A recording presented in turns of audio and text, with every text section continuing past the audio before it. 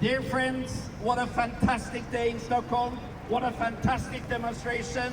What a fantastic power you have to change the world. That's you who can change the world. Tusen takk for invitasjonen. Jeg forstår jo at det er så mange som sliter med å forstå språket til broderfolket i Norge. At jeg er blitt bedt om å snakke engelsk. Går det bra på norsk? Ja! Nei, men for helvete må jeg English or Norwegian? Those who are in favor of English? Norwegian? I will do a little bit of both.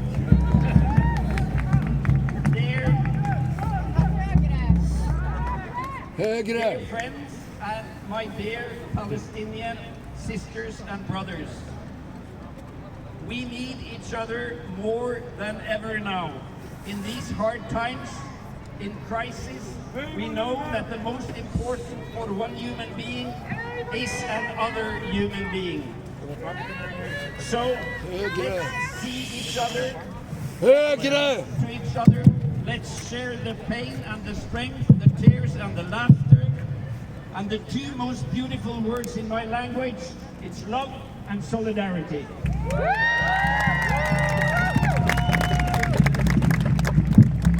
So I want you all now to turn to the person next to you and give each other a good hug now. Give each other a good hug now.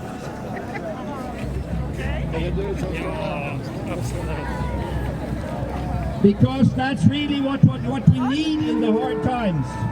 It is to look after each other and to share the pain. And we, the white people, we have felt how extremely painful these last 6 months have been for you, our Palestinian friends, our brothers and sisters from Palestine. I myself, I can hardly bear to open my social media in the morning to see more of the sadistically brutal attacks on Gaza's 2.2 million Palestinian people. Your people, your families, your land, both in Gaza and in the West Bank. We despair, we are shaken, we feel lonely and we feel alone and helpless. Many feel sick to the bones. But we know that what we feel is almost nothing to what our Palestinian brothers and sisters are feeling. You must have it 10,000 times worse than we have it. Because all of you Palestinians have lost something or someone. We try to understand your fears and anxieties. When you see the news and watch the videos, and when you call home to Palestine and nobody answers, when you get the news of a killed or wounded family member or your bombed home, we can barely imagine your fears for the last 6 months. And to all of you Palestinians, we tell you, you are not alone. We stand with you.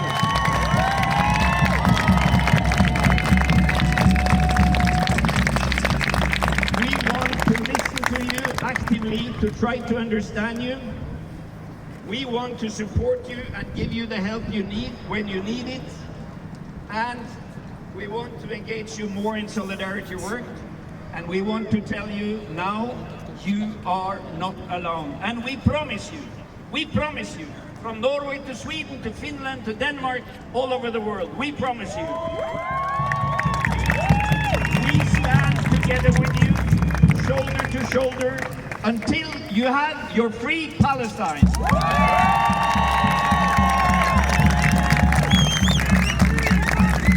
Free, free Palestine! Free, free Palestine! Free, free Palestine! Free, free Palestine! Free, free Palestine! Free, free Palestine! Free, free Palestine! Because we know that our have you booked to do this? espada, Habibi.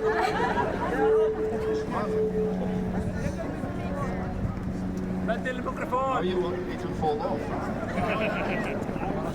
Because we say, like Nelson Mandela said, nobody is free until everyone is free. And there is no freedom among the Palestinian people.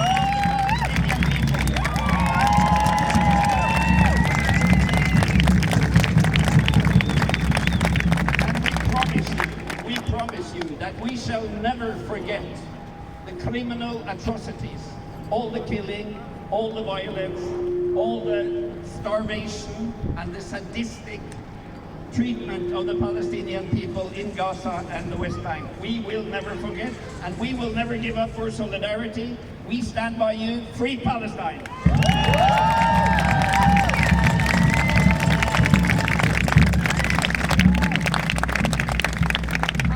Half a year, 6 months after Israel and its governmental occupation forces began the extremely violent revenge, we know that more than 110,000 Palestinians have been killed or wounded by this US-backed industrial war machine of Israel. Bombing, ground invasion, blockade, starvation, flight and fear and cold have killed, and you probably know the numbers, they have killed more than 33,000 Palestinians and injured more than 76,000 Palestinians in Gaza. 72% of these are women and children. Do you call that defense of your country? No. The numbers are shocking, and we become numb and we feel helpless. But when we stand together, when we demonstrate, when we protest, we are not helpless and we are not alone. More than 13,000 children are killed. They are not dead, they are killed by the Israeli occupation forces.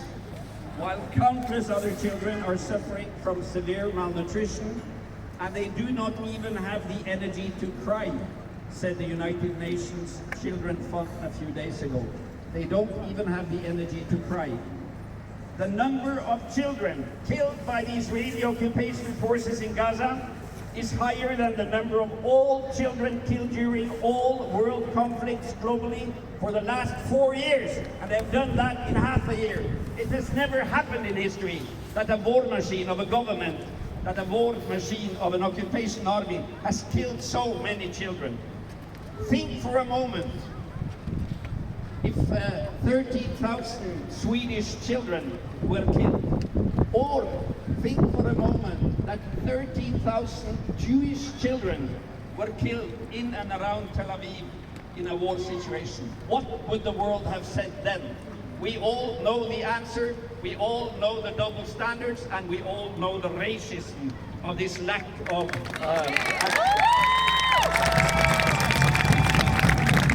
Actually, the Israeli war machine has killed 72 children every day on an average.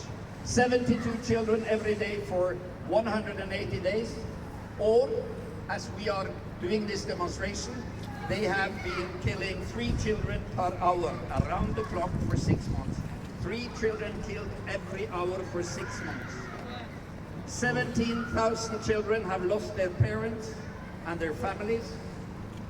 And more than 1,000 children have been amputated on one or both legs. 1.7 million Palestinians are violently forced to move to the south, to Rafah, to Khan Yunis and the other parts in the south. And they have been forced to go there because Israel says it's a safe place. Safe in the meaning of Israel means their right to continue to kill them. Because Israel is still bombing the tent camps, the shelters, and all the places in the south where people, 1.7 million, are now trying to survive. And according to the experts, 1.1 million Palestinians in Gaza are now facing catastrophic levels of food insecurity. 1.1 million people, a man-made starvation. It's not a tsunami, it's not an earthquake. It's made deliberately by the government of Israel, well planned and executed by the occupation army of Israel.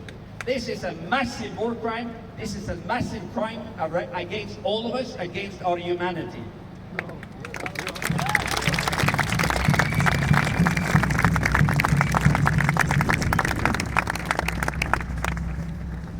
In addition, Israel, with the full support of the United States and the European leaders, they have cut the water and the medical supplies, as you know, and of course the food supplies.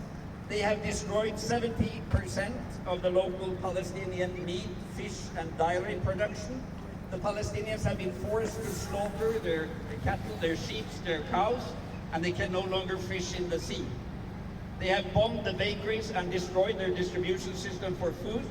And 80% of all businesses in Gaza have been stopped because of the bombing. And all of this, without any international punishment, any consequences, any court cases, had it not been for the brave people of South Africa, the flag is there, who took Israel to the International Court of Justice.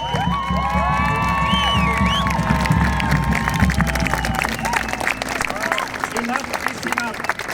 And you know that there is not one single white government in the world who has supported the case that South Africa has in the International Criminal Court. Why don't you demand from the Swedish government that they support the case?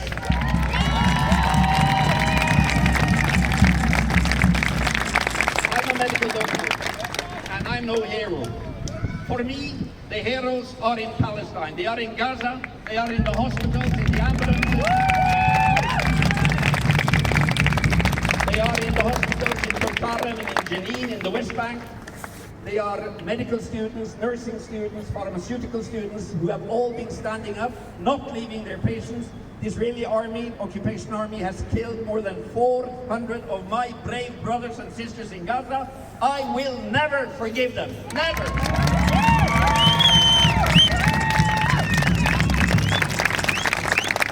Working in Gaza since the first time I was there was in 1989, and from 2006, no, actually much before that, I've been working in Gaza for 20 years in the hospitals, in and out, and I know the hospitals. They were very good.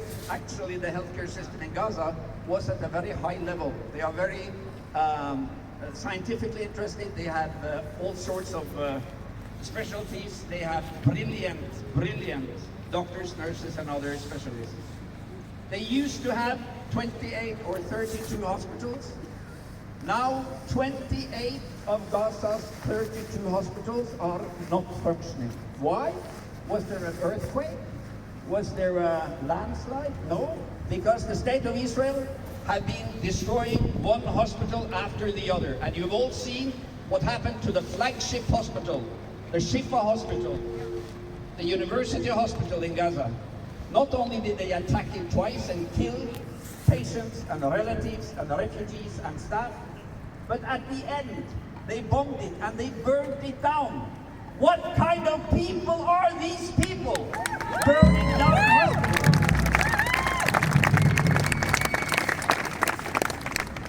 They have a plan, and the plan is to exterminate the Palestinian society. This is the classical colonial aggression. It is the politics of elimination, to erase everything that is in a society of the people that they want to occupy and steal the land for. This is colonialism in its most brutal version. They have bombed all the universities, all the hospitals, all the archives, all the archaeological sites, the roads, the cultural institutions, the schools, the UN schools, and the homes of the people. This has nothing to do with military struggle or military tactics. You don't bomb and destroy hospitals to have any military advantage. You do it if you want to eradicate the people, if you want to steal the land, and if you want to perpetrate the epistemicide, the eradication of the people's knowledge. So what we see in Gaza and in the West Bank now is another level of colonial aggression, supported by, of course, the United States, because the United States did the same to the indigenous Indians, when they established their colonial settler state.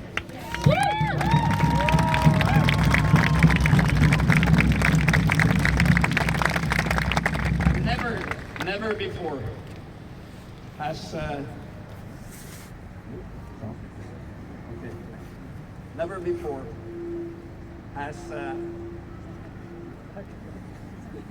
never before has an army managed to kill so many, to destroy so much, and to make such a sadistic situation for 2.2 million people. Because they could have sold it. There are hundreds of trucks standing outside the Rafah waiting to get in, and Israel do not want it to get in because they want the people of Gaza to starve to death. To starve to death. Are we going to accept that? No! Are we going to ask the Swedish Minister of Health and the Swedish Minister of Social Affairs and the Swedish Minister of Children to protest openly to Israel immediately? Are we going to demand from the Norwegian government and the Swedish government that they boycott and impose sanctions on Israel? Are we going to throw Israel out of the Melody Grand Prix Europe? You know ABU, the European Broadcasting Union, you know who is the main sponsor for the European Song Contest? It's Moroccan Oil. Moroccan Oil is on the BDS list. It's an Israeli company producing, to my knowledge, the cosmetics on occupied land in Palestine. They are the main sponsor of the European Broadcasting Union. No wonder they can't throw out Israel. No wonder they can't throw out Israel. Yes. I've seen the demonstrations here in Sweden, all the brave artists. We have the same in Norway. We have more than 500 artists who have protested and who have been demonstrating every day for 2 months.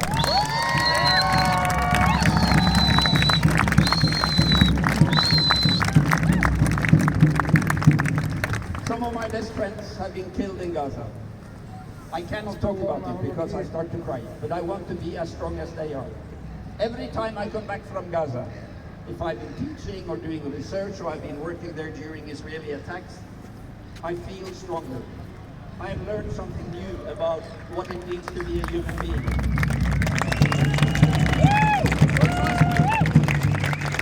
This is not about Hamas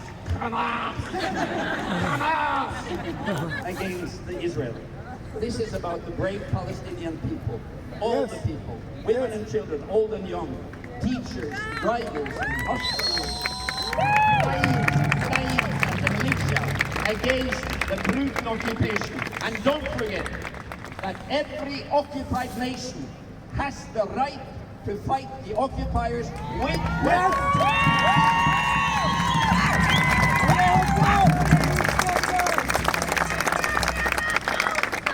Länge leve motståndet! Länge leve motståndet! Motståndet, motståndet! Länge leve motståndet! I don't want to meet her in a fight. This is the Palestinian Sumud and the fighting force.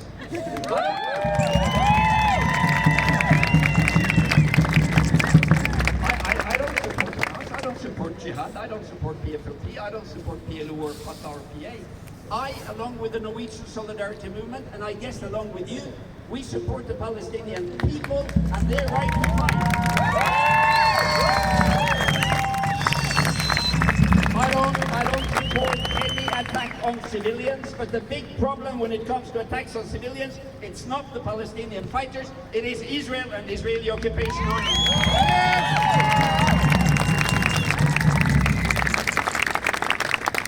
I think we are at a turning point, my friends.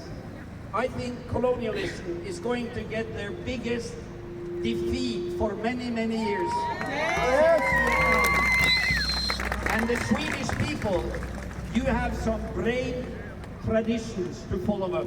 I was here in Stockholm when I was a medical student, and I took part in the demonstrations for Vietnam. Many of you oldies here, you remember the time. We were singing Vietnam er nær, ja, nær som et løfte. And we had all these fantastic artists. Vietnam won. They threw out the Americans. How did they win? The People's War and tunnels. Tunnels. Where did the Palestinian resistance learn about the tunnels? In Vietnam. So you have a long tradition of solidarity, and one of the most important names when it comes to the solidarity with the Palestinian people is actually your Greve Bernadotte. Greve Bernadotte was a great man. He saved, I think he saved 800 Jews from Holocaust. Then he was elected by the first Secretary General in the UN, the Norwegian Trygve Lie. He was elected to be the negotiator between the Palestinians and the Zionists. He wrote a report, very critical report, on the violence of the Zionists against the Palestinians in 1948. What did the Zionists do? They killed him. They killed him. They massacred him. So long live the memory of Folke Bernadotte and the memory of Olof Palme.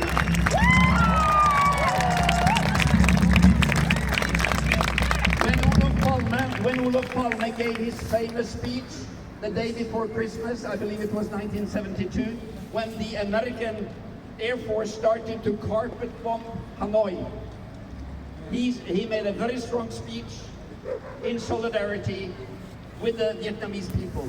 It took the US Embassy 20 minutes before they called him and said, "We are closing our embassy."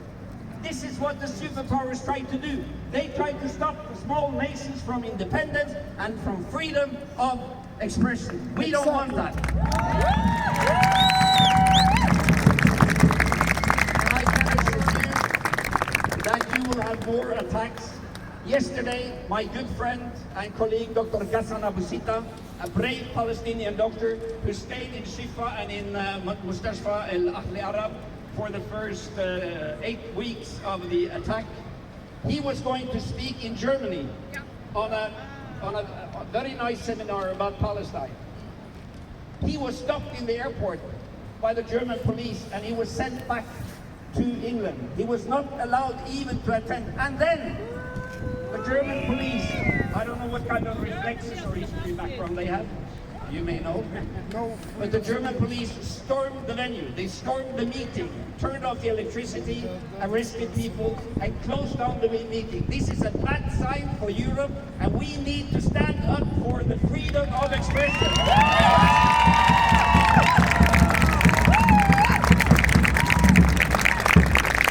We tell you, the powers, we don't want the world that you are showing us now. We don't want the impunity of Israel. We don't want the killing of Palestinians. We want another world, a world of freedom, democracy, no apartheid, no racism, and no colonialism. And we tell you, we will fight for that world.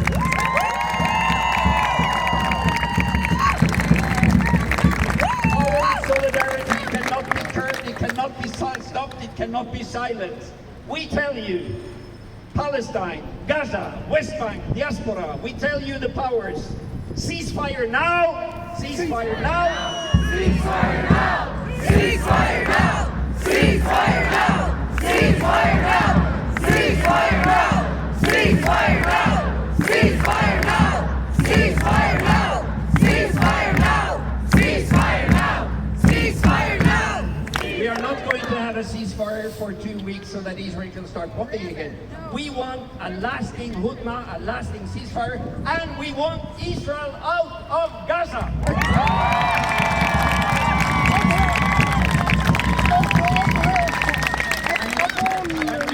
We will protect Gaza, we will protect the West Bank, we will protect our Palestinian brothers and sisters, whether they are nurses or doctors or students or unemployed or fishermen or fighters.